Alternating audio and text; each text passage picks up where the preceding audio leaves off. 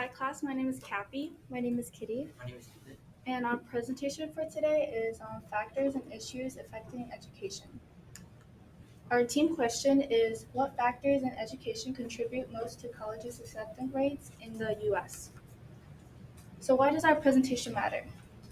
Depending on our possible solutions and how we can change the education system, hopefully in the future, students will have a better and fair chance of getting into a college. So there are four groups involved. The government because they're in charge of school funding.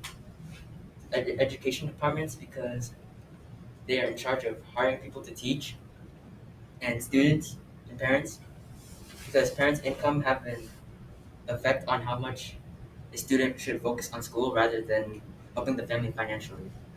And social media apps because the social media has a big impact on teen nowadays. So, rated as considerably important by 79% of colleges was grades in college prep courses, followed by the strength of curriculum and grades in all courses, each 60%, and admission test scores, 53%. College acceptance and college readiness are two completely different factors. One could get accepted into a college and drop out within the first year because they're ill prepared for the experience. The graph shows that 30% of college students drop out within their first year. Many factors can contribute to this, such as poor time management. So does race contribute to college acceptance rates? The college the colleges in this graph are UC Berkeley, UCLA, and UC San Diego. A research report from Georgetown has shown that blacks and Hispanics with a GPA of 3.5 or higher end up in community college compared to the 22% of white students with the same grades. So there are two possible solutions. Solution one, dividing money equally throughout schools. Solution two, have more funding go to schools rather than other government funded places such as the military. The military spends a lot of money on things that should not be as expensive. Some purchases include 32 million on batteries, 2.3 on crab, and 7.6 on workout equipment. Instead of prioritize, prioritizing money in these things, they can put the money towards schools. So, it is statistically proven that socioeconomic status is the key indicator of dropout rates. So, students who come from low income areas are twice as likely to drop out than students who come from middle class areas. And in the graph, you can see that the lower class has a really high dropout rate and really low net enrollment rate compared to the upper class, which has a significantly lower dropout rate and significantly higher net enrollment and graduate rate. So, people who come from low income families and attend low income schools are not provided with the necessary resources to do well in schools, such as extra help, quality books, and good teachers, and this contributes to their slower progress in learning.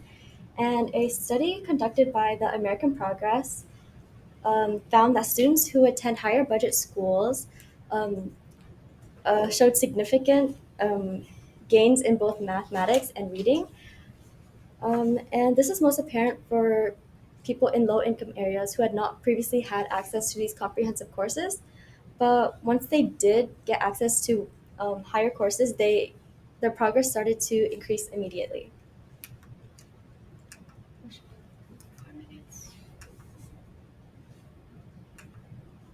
Um, Scott Watson, the president and CEO of Educational Policies, believed that lower income students are very unlikely to get accepted into colleges. And in the case they do, he believed that they will struggle because they are, on average, ill prepared for the journey. Their poor academic preparation handicaps them the entire way, as do their poor time management and study skills. So, people who attend affluent schools are obviously at a higher advantage than those who attend low income schools because they have better access to resources and higher budgets. And they have higher budgets because of property taxes differing in different neighborhoods. And the schools in wealthy areas receive more funding. And the inequitable amount of spending per school leads to the disparity in academic achievements. So how has college admissions changed then versus now? Looking at the graph from 2006 to 2018, it's a lot harder to get into a top school. A possible cause for this is that students are applying to more schools. Applying to a larger amount of schools will likely mean that students will have a higher chance of getting accepted into the school they want. An effect of this is that more applications per person to a top school will result in your chances of accepting going down. How has smartphones, more specifically social media, impacted students' academic performance?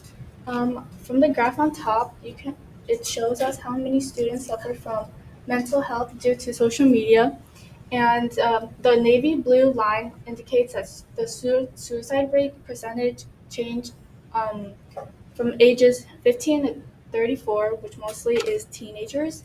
The increase of suicide due to internet is from 2016, and the date where suicides had dramatically increased is 2008, and still in the future, technology is still advancing and developing slowly.